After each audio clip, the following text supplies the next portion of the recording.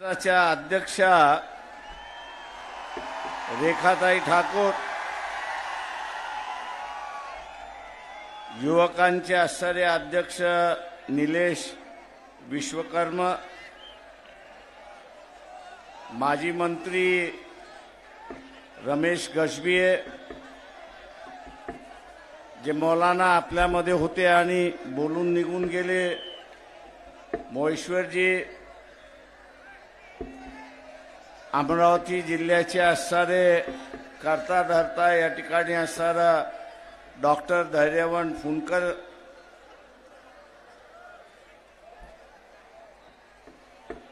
निशाताई शेंडे,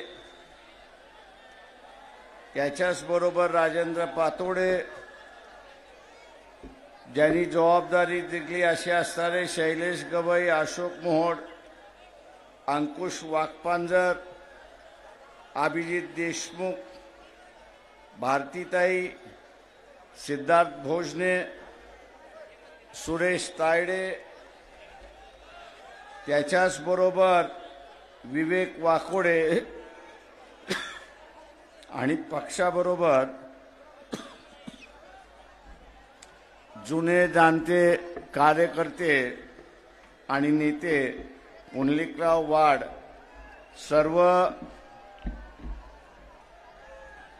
तालुका अध्यक्ष, तालुका महासचिव, शहराचे अध्यक्ष, शहराचे सचिव, बंधूंनो,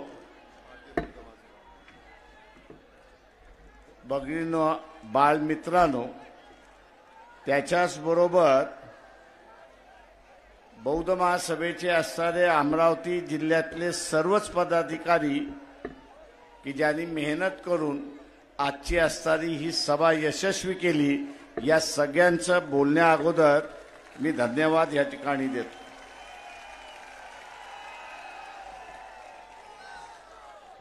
मी आपल्याशी फार वेळ या ठिकाणी बोलणार नाही, मोजकच बोलेन पण थोडकच बोलेन.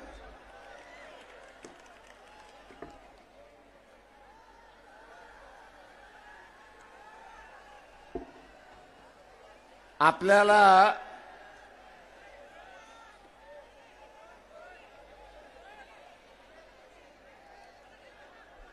काँग्रेसही म्हणतंय,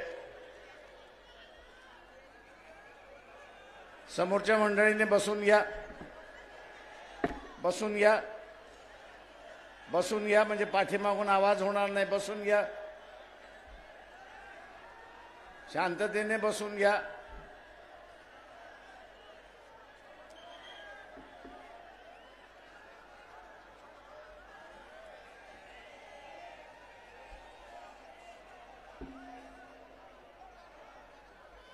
महाविकास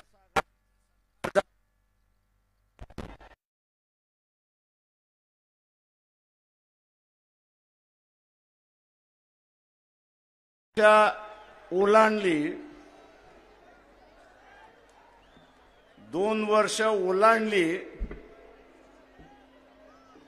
तरीही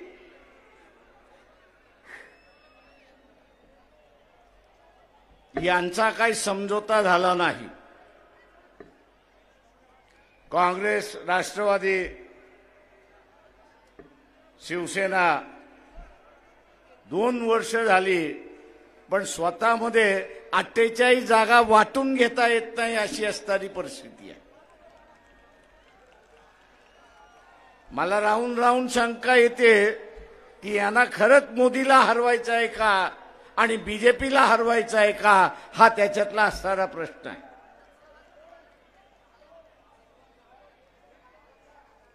त्याचा महत्वाचा भाग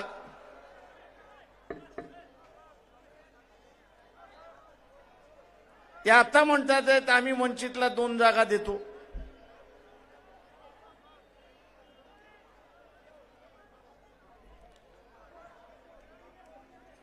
मी काँग्रेसवाल्यांना म्हटलं कुठले 2 जागा देतात त्या सांगा. ते म्हटले प्रकाशराव आमचाच वाटप झालं नाही तर तुम्हाला कुठून 2 देणार.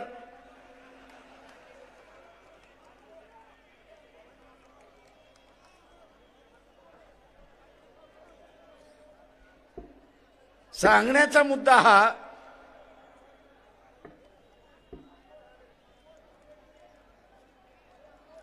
की ह्यांना युती करायची नाही म्हणून कोणतरी बळीचा बकरा पाहिजे.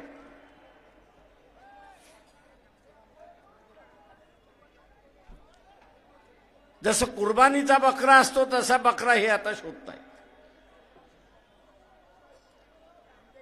या बेट्यांना आम्ही असणारा सांगतो, आम्ही असणारा कुर्बानीचा बकरा नाही.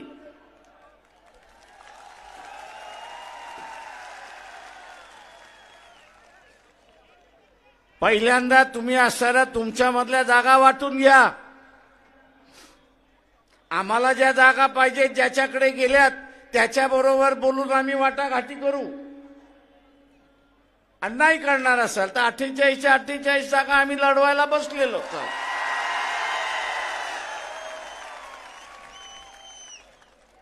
पण बेट्यानो एक लक्षात घ्या, वंचित आघाडीपैकी एकही जेलमध्ये जाणार नाही.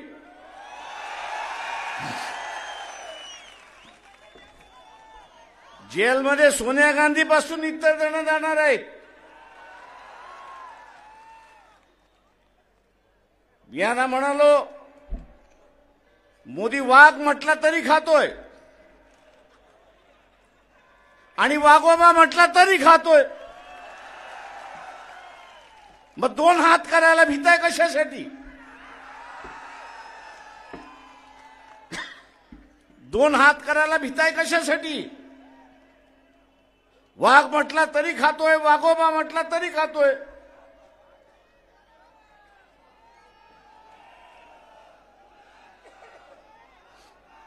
प्रश्न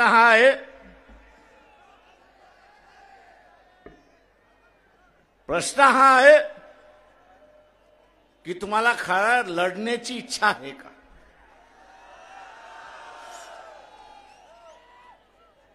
काँग्रेसवाल्यांना विचारतो, तुम्हाला हरवण्याची इच्छा आहे का? मग 4 जागा कमी मिळाल्या आणि 4 जागा जास्ती मिळाल्या, फरक काय पडतोय? तुमच्या मानगुटीवरती जी तलवार आहे, कारवाईची तलवार आहे, अटक होण्याची जी तलवार आहे, एकत्र लढलात तर ती तलवार उडवू शकता.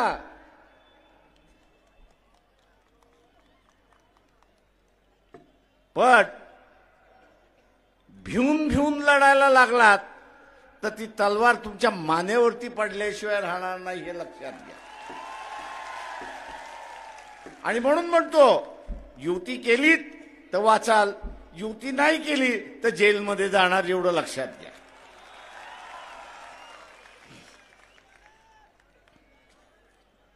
का RSS बीजेपीचा एक फंड आहे.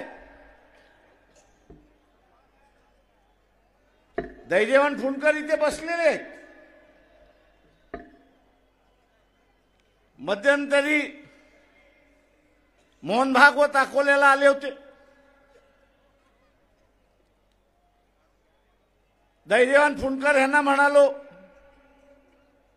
की पोलिसांना सांगा की आम्हाला असणारा निवेदन द्यायचंय. मोहन भागवत यांना निवेदन द्यायचंय. पोलिसांनी निरोप पोचवला,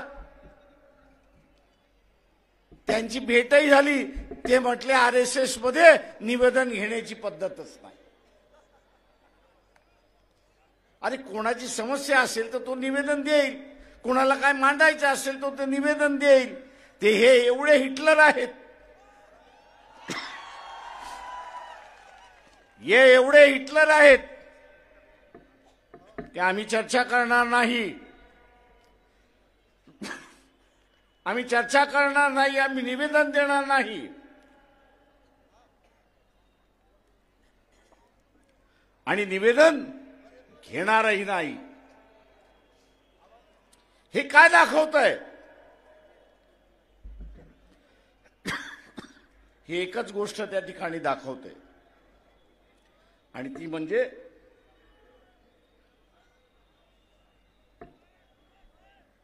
एक कलमी कार्यक्रम, हुकुमशहाचा कार्यक्रम. एक पक्षच या ठिकाणी चालेल, दुसरा पक्ष चालणार नाही. आणि म्हणून इथल्या असणाऱ्या विरोधी पक्षानं सांगितलं इलेक्शन होईपर्यंत तुम्ही त्याच्याशी बोलू शकता, समझोता करू शकता. अरे बाबा आम्ही तुला पाहिजे तसं करतो, तू आम्हाला टाकू नको. पण लोकसभेची निवडणूक झाल्यानंतर, नरेंद्र मोदी सत्तेवरती बसल्यानंतर तुम्ही काय त्याच्याशी बोलणार? त्याला असताना एकच पक्ष पाहिजे, उरलेले सगळे संपले पाहिजेत. आणि उरलेले सगळे संपले पाहिजेत असं धोरण घ्यायचं असेल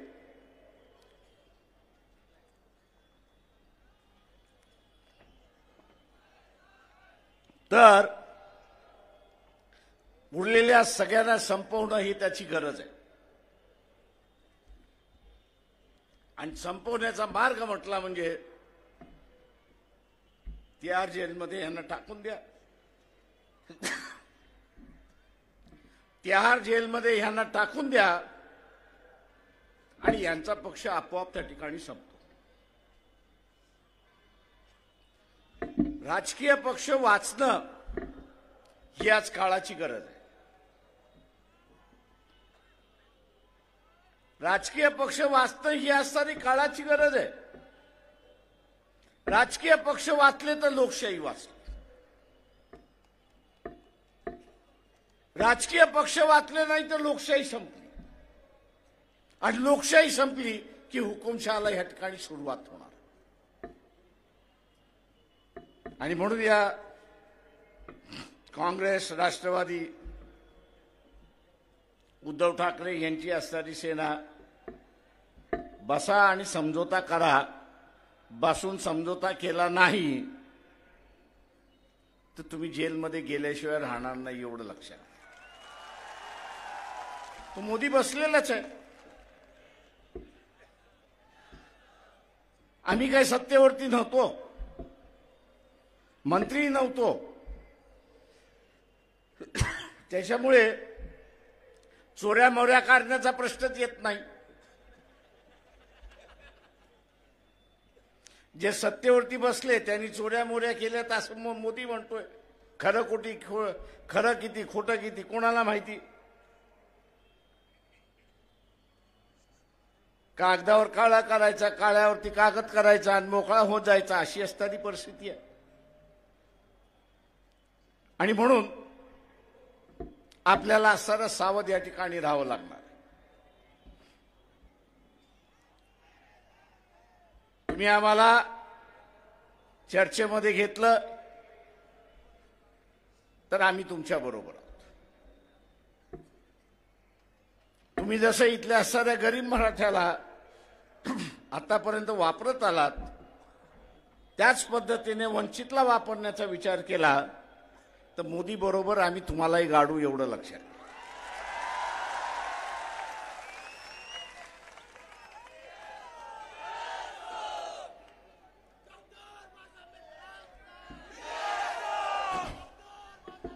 आणि म्हणून मित्रो,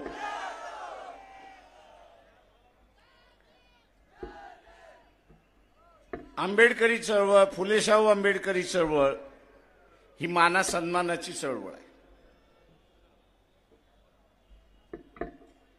ही माना सन्मानाची चळवळ आहे. आज जे बीजेपीच्या, आरएसएसच्या विरोधात आम्ही लढतोय त्याचं कारण असते. त्यांनी वर्णव्यवस्था सोडली नाही. त्यांनी मनुस्मृती सोडलेली नाही. ते त्या मानाच्या सन्मानाच्या गोष्टी करतच नाही. ते गुलाम ठेवण्याची भाषा या ठिकाणी करतात. आणि आम्ही इथे असणारा फुलेशाहू आंबेडकरी विचाराच्या चळवळीने इथे गुलामी संपवलेली आहे आणि मानवता या ठिकाणी जिवंत ठेवलेला आहे. आणि तोच मानवतावाद आम्ही या ठिकाणी चालवणार.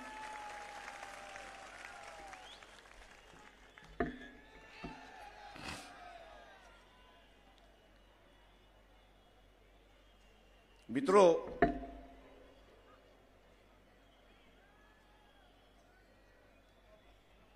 मोदी सुद्धा भ्यायलेला आहे, एवढं असताना लक्षात घ्या.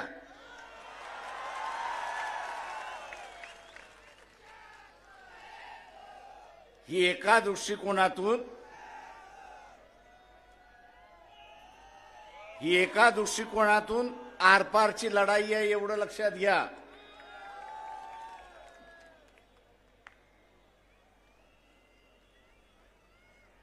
ते जिंकले तर आपण गुलाम झालो, आपण जिंकलो तर त्यांना मानवतावाद स्वीकारावा लागणार आहे.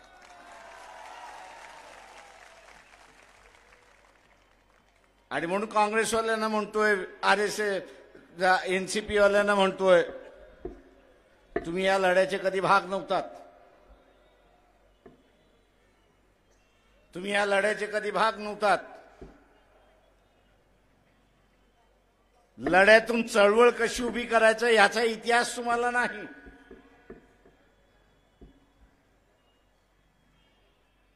आणि म्हणून मोदी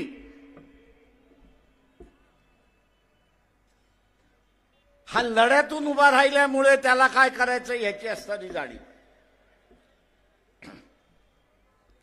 काँग्रेसवाल्यांनी आता काय केलेलं आहे, काय नवीन कार्यक्रम आखलेला आहे. भारत जोडो यात्रा कधीपासून चालू झाली आणि कधी संपणार आहे? या महिन्यात संपणार आहे की ती मार्च महिन्यामध्ये संपणार आहे?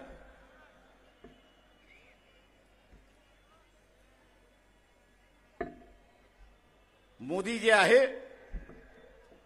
याला पावनखिंडीमध्ये अडकवल्याशिवाय राहणार नाही, एवढं लक्षात घ्या.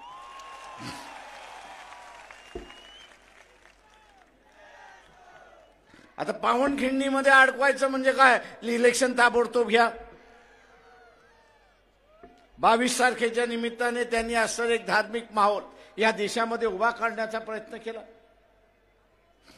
किती यशस्वी होतो किती होत नाही हा असणारा कालांतर ठरवेल. पण हा यात्रेला निघाला असताना, काँग्रेसवाले यात्रेला निघाले असताना इलेक्शन घेऊन पार पडेल. अरे तुमचं ढोंग धतुरं कोणाला सांगताय? आम्हाला कळतं ना राजकारण.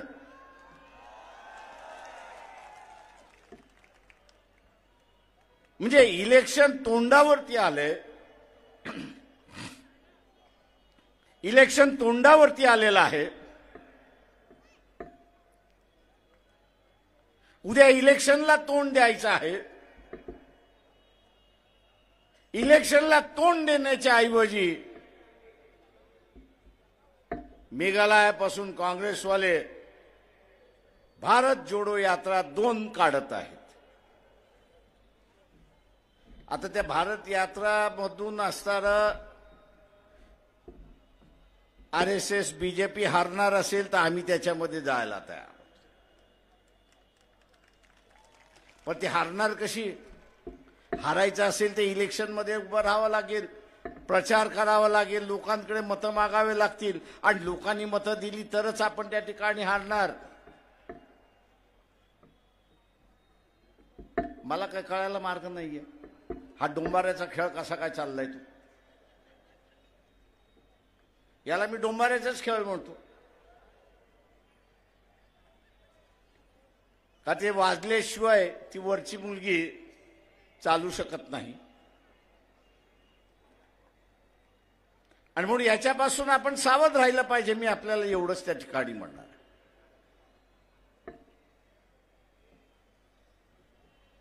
माझं आव्हान आहे आपल्या सगळ्यांना, इथे जाणीवपूर्वक आघाडी झाली असती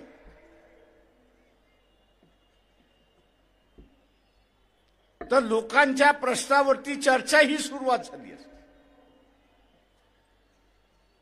जसे या ठिकाणी निलेशजी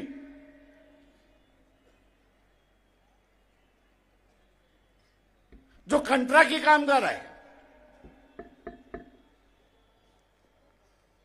या कंत्राटी कामगाराला याची जाणीव नाही की तो परमनंट होईल की न होईल. आणि मी ह्या कंत्राटी कामगाराला सुद्धा त्या ठिकाणी विचारतो की तुम्ही थोडंसं डोकं वापरणार आहात की नाही?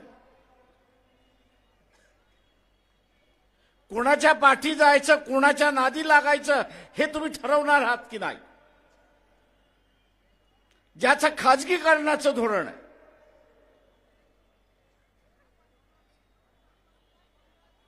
ज्याचं खाजगीकरणाचं धोरण आहे,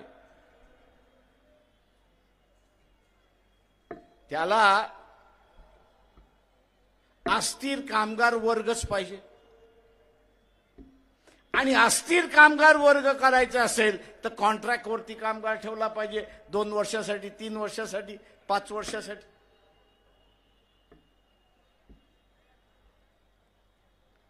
कारण का हा कामगार अस्थिर राहिला तर आंदोलन करणार नाही, महागाई करणार नाही, मागणी करणार नाही. आणि म्हणून हा जो कंत्राटी कामगार आहे त्यांनी निर्णय घेतला पाहिजे. खाजगीकरणाचे असणारे पक्ष त्यांच्याबरोबर तुम्ही जाणार आहात की या ठिकाणी सगळ्या गोष्टी सार्वत्रिक झाल्या पाहिजे, वेलफेअर गोष्टी झाल्या पाहिजे, त्यांच्याबरोबर जाणार आहात हे तुम्ही खुलासा त्या ठिकाणी केला पाहिजे. ज्यांचं खाजगीकरणाचं धोरण आहे, ज्यांचं खाजगीकरणाचं धोरण आहे त्यांच्याबरोबर तुम्ही गेलात तर कंत्राटी कामगार कायमचं राहणार. आणि 30-35 वर्ष झाली की तुम्हाला ब्रेक दिल्याशिवाय हे राहणार नाहीत, अशी असणारी परिस्थिती. आणि म्हणून इथल्या असणाऱ्या कंत्राटी कामगाराला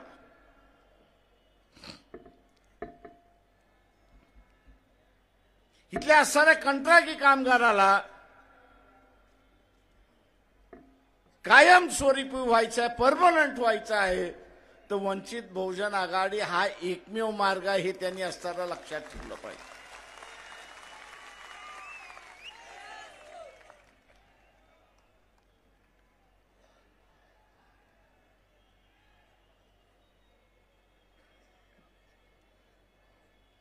त्याच्याशिवाय मार्ग नाही.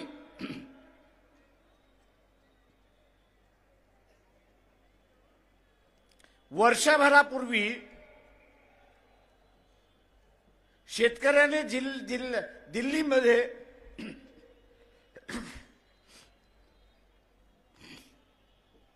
दिल्लीमध्ये एक वर्ष ठिय्या आंदोलन केलं होतं.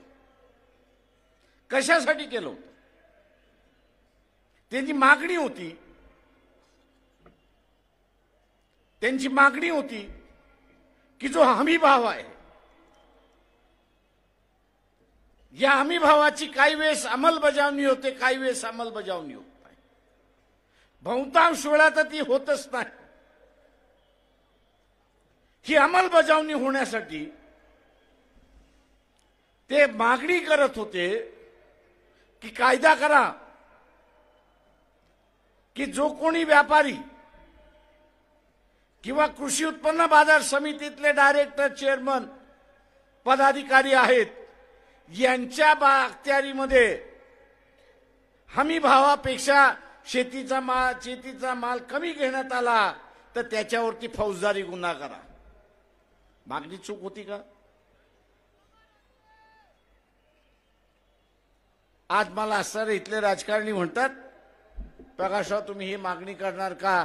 म्हटलं आपण सत्तेवरती आलो तर कायदा आपण बदलला पाहिजे. आणि बाजार समितीतले डायरेक्टर जे आहेत,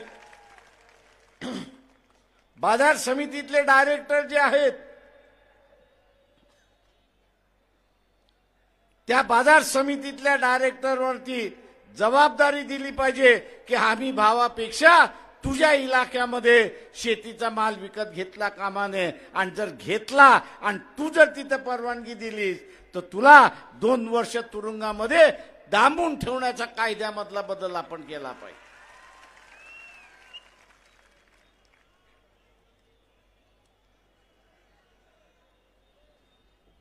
आज इथले सत्ताधारी म्हणतात आहेत, विरोधकही म्हणतायत तुम्ही आपला अजेंडा ठेवत चाललाय. म्हटलं मला जो दिसतोय तो अजेंडा मी ठेवतोय.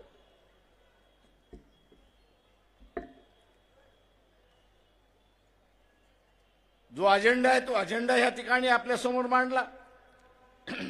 हरकत काय? ते म्हटले तुम्ही लुटीचं राज्य संपवताय. म्हटलं लुटीचं राज्य संपलं की लोक कल्याणाचा कार्यक्रम सुरुवात होतो. म्हटलं त्याच्यामध्ये तुम्हाला अडचण काय?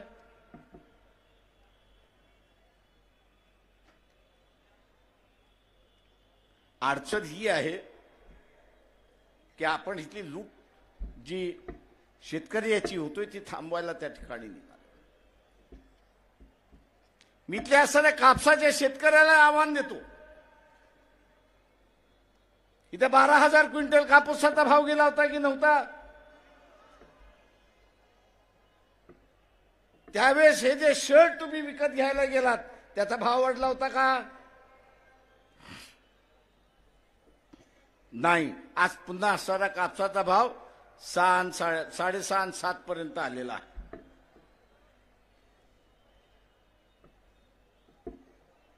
आणि आज सांगितलं जातंय की आंतरराष्ट्रीय बाजारामध्ये असणारा कापसाचा भाव अस्थिर आहे आणि म्हणून आम्ही भाव इथं नियंत्रण करू शकत नाही.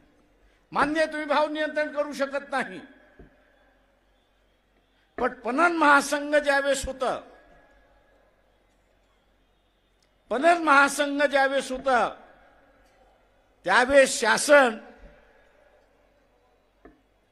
कापूस विकत तर घेत होता पणन महासंघाच्या वतीने, पण कापूस खरेदी करून झाल्यानंतर एप्रिल मे महिन्यामध्ये 500 रुपये क्विंटल बोनस वाटत करत होते की नाही? मी इथल्या असणाऱ्या शेतकऱ्याला आवाहन करतो की त्या काळचं सरकार हे जर कापसाच्या शेतकऱ्याला 50 रुपये 500 रुपये क्विंटल हे बोनस देऊ शकत होती तर आज का देऊ शकत नाही? बोनसच्या स्वरूपामध्ये आज तुम्ही का देऊ शकत नाही? सगळ्यात मोठं दानत पाहिजे देण्याची. सगळ्यात मोठी जी आहे ती दानत पाहिजे त्या ठिकाणी देण्याची. पण ज्याला सत्तेवरती आपण बसवलेला आहे तो लुटारू आहे हे आपण असताना लक्षात घ्या. तो लुटारू आहे.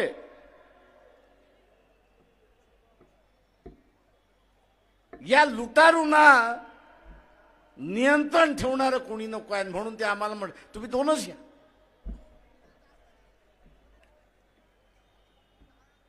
आम्ही त्यांना म्हटलं तुम्ही 2 देणार म्हणजे आम्हाला पाडून टाकणार.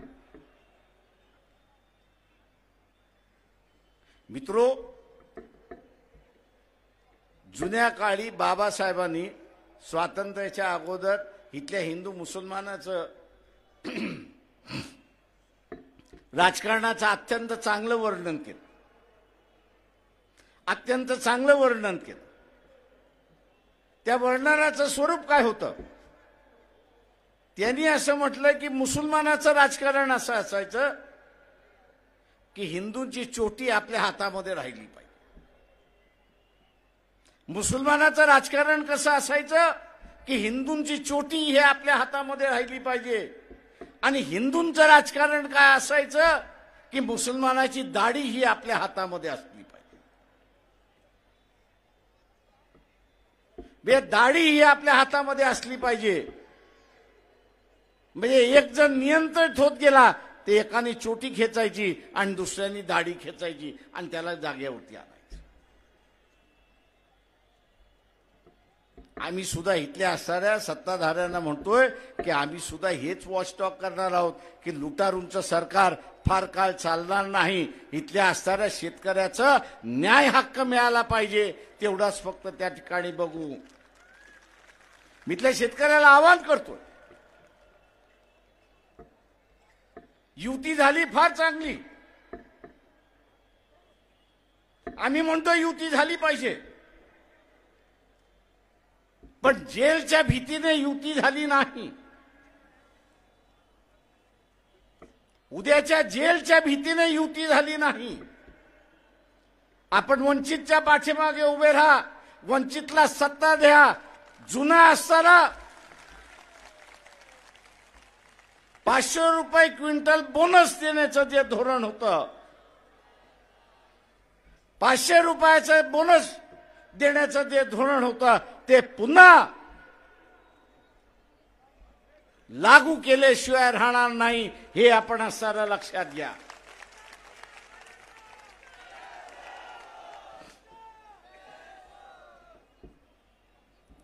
तुम्हाला सारं कुटुंब जगवावी लागतात.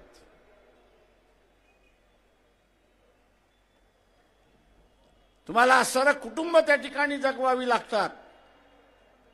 आणि कुटुंब जगवण्यासाठी महाराष्ट्राची तिजोरी जर उपयोगात आली तर अधिक चांगला आहे आणि ती वापरल्या गेली पाहिजे, ही भूमिका वंचित बहुजन आघाडीची आहे.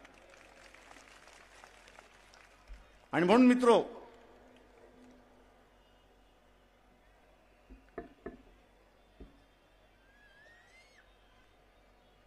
तसं पाहायला गेलं तर RSS, बीजेपी, काँग्रेस, राष्ट्रवादी यांच्या धोरणामध्ये फार फरक नाहीये. त्यांच्याही काळामध्ये असणारा जिल्हा परिषदेच्या, नगरपालिकेच्या शाळांना गळती लागली होती. त्या बंद कशा होतील हेच ते त्या ठिकाणी पाहत होते. आणि आत्ताच्या सरकारने 62,000 शाळा आम्ही बंद करणार म्हणून घोषणा करून मोकळे झाले.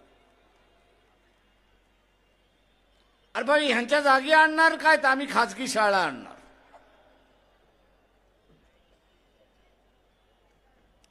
किती कुटुंब ह्या सभेमध्ये बसलेले आहेत, त्यांना खाजगी शाळेंच्या फिया भरता येतील त्यांनी हात वरती करा. ज्या भरमसाठ खाजगी शाळेंच्या फिया आहेत त्या भरता येतील आणि आपल्या मुलाबाळांना शिकवता येतील अशी किती माणसं आहेत त्यांनी हात वरती करा. आपल्याला नुसतं मतदान करायचं नाही, तर मतदान करत असताना जे सरकार 5 वर्ष बसणार आहे ते माझ्या उपयोगी आहे की नाही, माझ्या फायद्याचं आहे की नाही, हे पाहणं त्याच्यातलं असणारं महत्वाचं.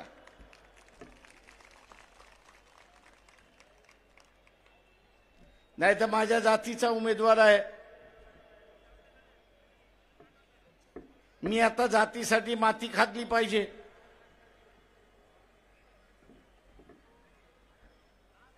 आणि माती खाल्ल्यानंतर 5 वर्ष ठाणा बोंबलाला लागायचं की माझं घरच उद्ध्वस्त ह्यांनी करून टाकलेलं आहे, सत्ताधाऱ्याने माझं असणारं घर उद्ध्वस्त करून टाकलंय, कुटुंब उद्ध्वस्त करून टाकलाय, व्यवसाय उद्ध्वस्त करून टाकलाय. बोंबलायचं कशासाठी? आणि म्हणून उद्याचं हे सरकार माझ्या विचारसरणीचं आहे की नाही हे त्याच्यातलं महत्वाचं आहे. ते बीजेपीचं सरकार असेल किंवा काँग्रेसचं सरकार असेल,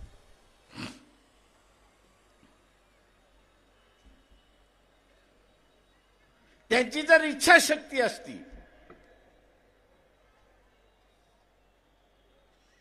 ती इथं गरीब मराठ्याला आरक्षण त्यांनी दिलं असतं. इच्छाशक्ती असती. मी जे म्हणतो, ज्याला कोणाला असणारा समजून घ्यायचा असेल तर आता असणारा सुप्रीम कोर्टाने जो निकाल दिला तो निकाल वाचावा.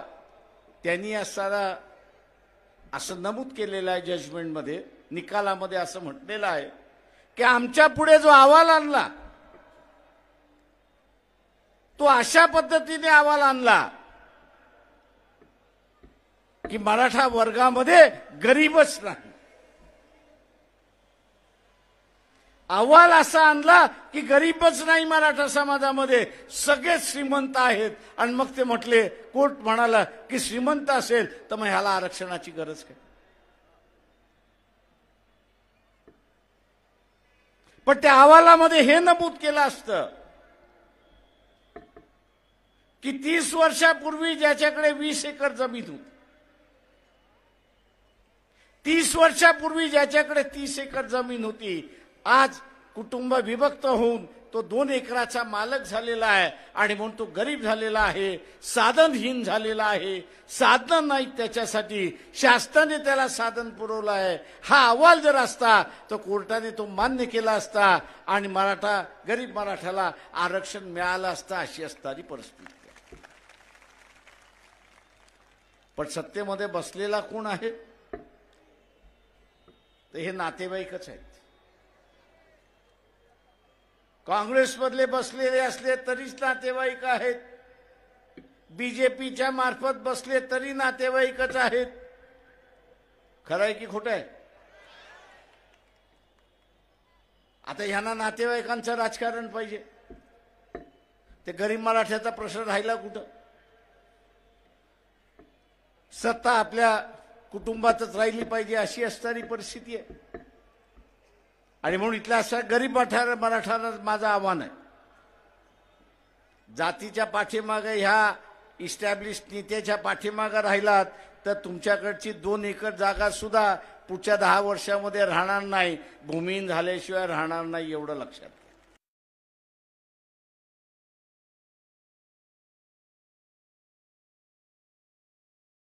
करणार असलं,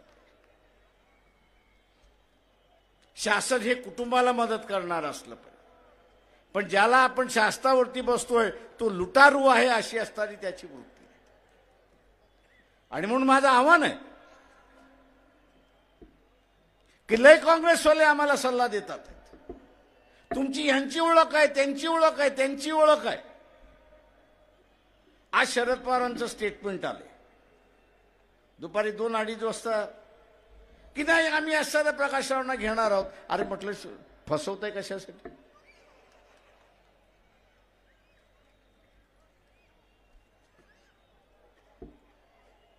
ते तुम्ही प्रिंट मीडिया, इलेक्ट्रॉनिक मीडिया यांच्याशी का बोलताय? तुम्ही असणाऱ्या रेखाताई ठाकूर पक्षाच्या अध्यक्ष आहेत, त्यांच्याशी तुम्ही बोलू शकत नाही का? बा आम्ही तुम्हाला घेतलंय, तुम्ही या. बिनबुलाय तो आम्ही कुठे जाणारच नाही.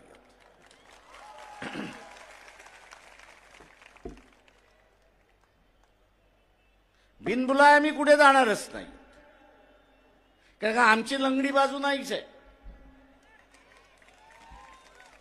आम्हाला काही जेलमध्ये जायचं नाहीये. आम्ही काय कॅलिफोर्निया घडवलेलं नाही, आम्ही काय लंडन घडवलेला नाही, आम्ही काय दुबई घडवलेला नाही. आता तुम्ही हे घडवलेलं आहे, तुम्ही भोगा. या भोगापासून वाचवायचं असेल तर आम्ही वाचवायला बसलेलो आहोत. आम्ही वाचवायला त्या ठिकाणी बसलेलो आहोत. आता तुम्हाला वाचायचंच नसेल आणि तुमचा मोदीवरतीच विश्वास असेल तर आम्ही काय करणार?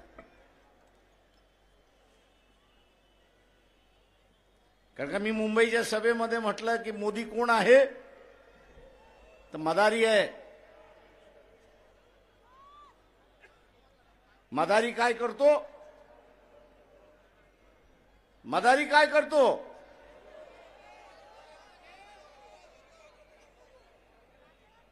कोणाला नाचवतो?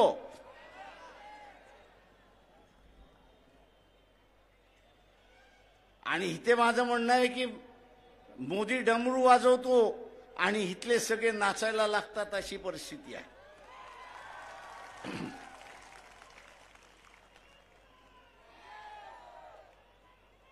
एक तरी कुठल्याही विरोधक काँग्रेसमधला असेल, इतर पक्षांमधला असेल, एनसीपी मधला असेल, जे बेट आपल्या ताब्यात होतं, मालदीव सारखं बेट आपल्या ताब्यात होतं, की जिथे आपलं सैन्य होतं, या अमरावती जिल्ह्यापेक्षा असणारा कमी आकाराचा ते असणारा मालदीव आहे. अमरावती जिल्ह्याच्या अर्धा असणारा ते मालदीव आहे. तिथला पंतप्रधान नरेंद्र मोदीला काय म्हणतो? 15 दिवसामध्ये तुझं सैन्य घेऊन जा. बातमी आली की नाही आली? आता ह्या 56 इंचाच्या छातीचं काय झालं?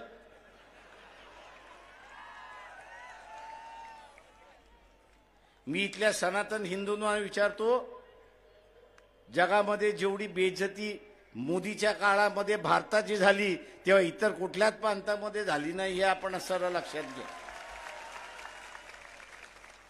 म्हणजे अमरावतीचा अर्धा सुद्धा ते मालदीव्स नाही,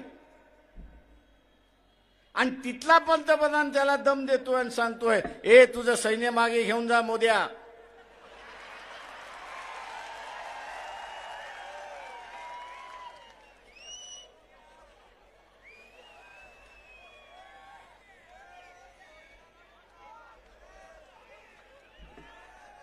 आणि हा गपचूप त्या फॉरेन मंत्र्यांना पाठवतो आणि म्हणतो युगांडामध्ये त्या मालदीवच्या फॉरेन मंत्र्याची बातचीत करतो, अरे माझी एवढी असणारी बेआबरू करू नका.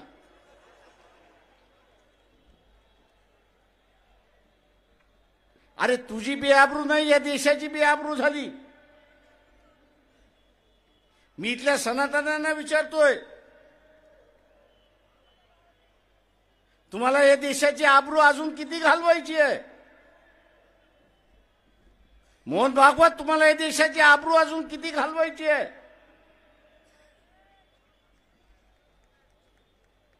एक तरी काँग्रेसवाला बोलला का? का नाही बोलला?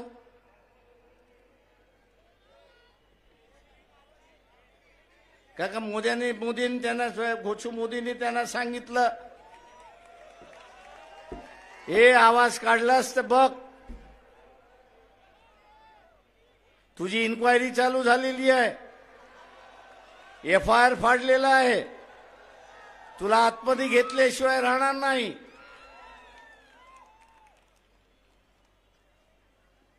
आता एवढं भित्रट आणि नेबलट राजकीय पक्षांचे नेतृत्व असतील, ते काय तोंड देणार? काय तोंड देणार? मी यांना म्हणतो, तुम्ही लालू प्रसाद यादव व्हा. तू म्हटला जेलमध्ये घालायचंय, घाल. जेलमधनं माझं सरकार मी त्या ठिकाणी चाललं, पण नमणार नाही. आणि तो नमला नाही. आज बीजेपी त्यालाच घाबरते. आज बीजेपी त्यालाच घाबरते.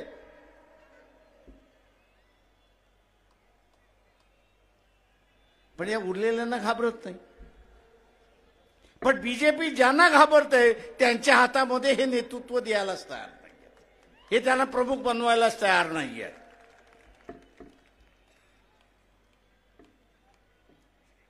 आणि म्हणून उद्याची ही लढाई शक्यतो आपण सर्व मिळून लढू. युती झाली तर मिळून लढू,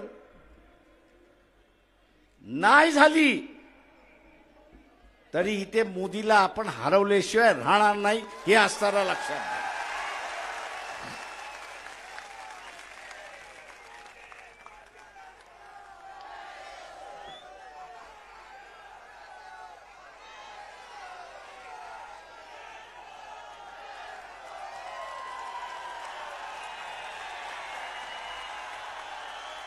काँग्रेसवाल्यांना आम्ही सांगतो,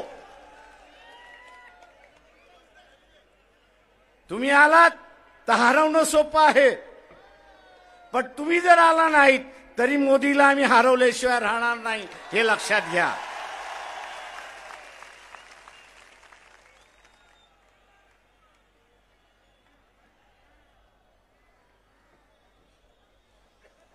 कारण का मला जिल्ह्यातले काँग्रेसवाले म्हणतात आहेत, प्रकाशराव तुम्हाला घेत नाहीत, काय करायचं?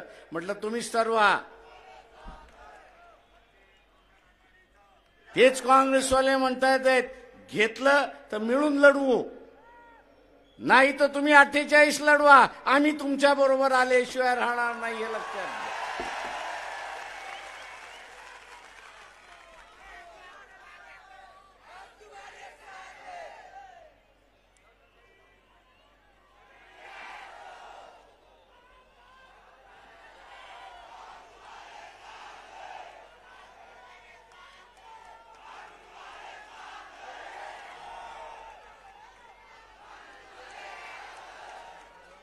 एक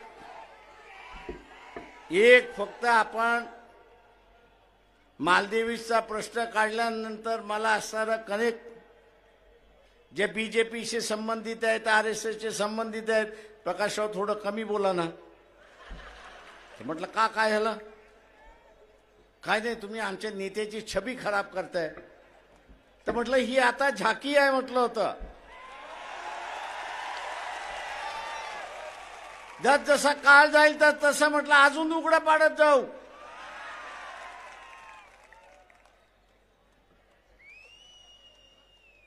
आणि म्हणून काळजी करण्याची गरज नाही.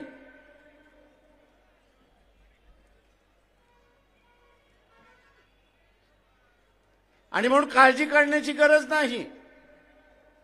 ही लढाई आपण जिंकल्याशिवाय राहणार नाही, एवढं लक्षात घ्या.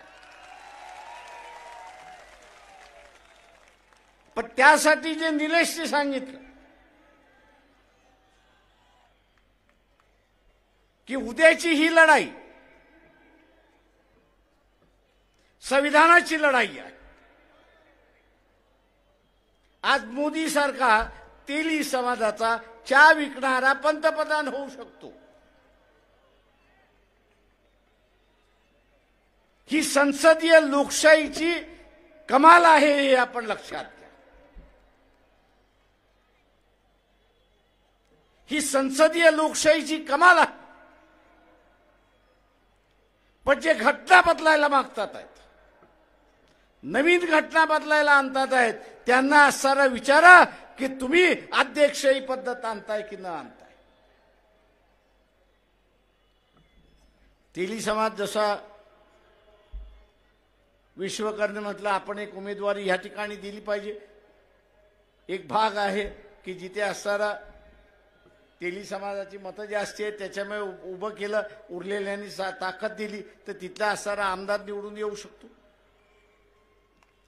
पण उद्या अध्यक्षही पद्धत आली आणि एखादा तेली आपण उभा केला अध्यक्षाच्या, राष्ट्रपतीच्या असणाऱ्या अध्यक्षासाठी, तो निवडून येऊ शकतो का?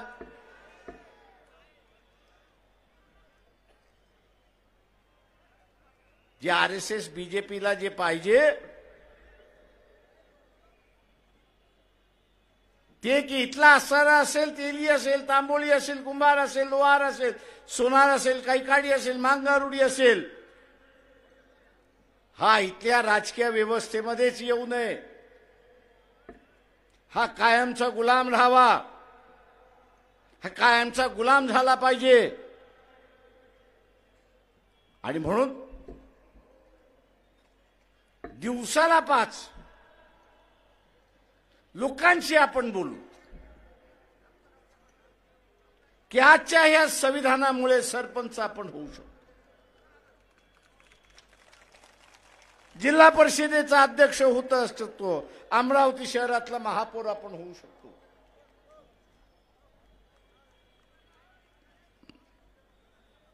कारण का इथे असणारं संसदीय लोकशाही आहे. म्हणून उद्याची अध्यक्षीय लोकशाही आली तर आपलं सगळ्यांचं वाटोळं लागलं हे असताना लक्षात घ्या. आपण सत्तेतून बाहेर गेलो अशी असणारी परिस्थिती. आज आरक्षण आहे, या नव्या घटनेमध्ये असणारं आरक्षण येणार आहे का, आपण त्यांना असणारं विचारा. आरक्षणाच्या माध्यमातून सत्तेपर्यंत आपण पोहोचतो, राजकीय सत्तेपर्यंत आपण पोहोचतो आणि नोकरीच्या आरक्षणातून इथल्या सत्तेच्या व्यवस्थेमध्ये आपण असताना पोहोचतो. उद्या ही व्यवस्था राहणार आहे का?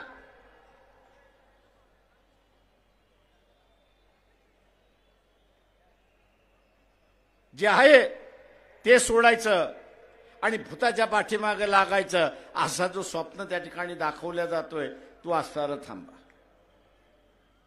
लय साधू महाराज आता असताना घटनेच्या विरोधात बोलायला लागले. ये बदल नहीं चाहिए.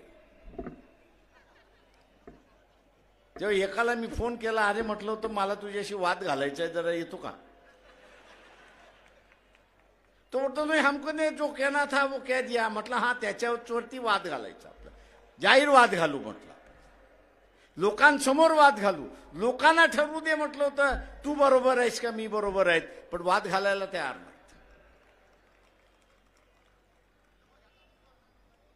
आणि म्हणून जसं आपण असं राजकीय आक्रमक भूमिका घेत जाऊ तसं ह्यांना असणारा पाठीमागं जावं लागेल. आणि उद्याचा विजय हा शाहू फुले आंबेडकरी विचाराचा विजय असेल, तो आपल्याला साध्य करायचा आहे. तो साध्य करत असताना मी सर्वांनाच घेऊन त्या ठिकाणी चाललो पाहिजे. मी जिंकण्याचं राजकारण त्या ठिकाणी केलं पाहिजे.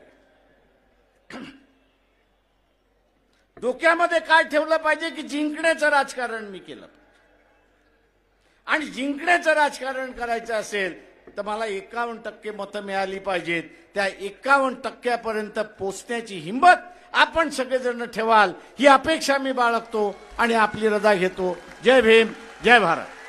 अशाच नवनवीन राजकीय घडामोडी जाणून घेण्याकरता आपल्या चॅनलला सबस्क्राईब करा आणि इन्स्टा फेसबुकला फॉलो करायला विसरू नका.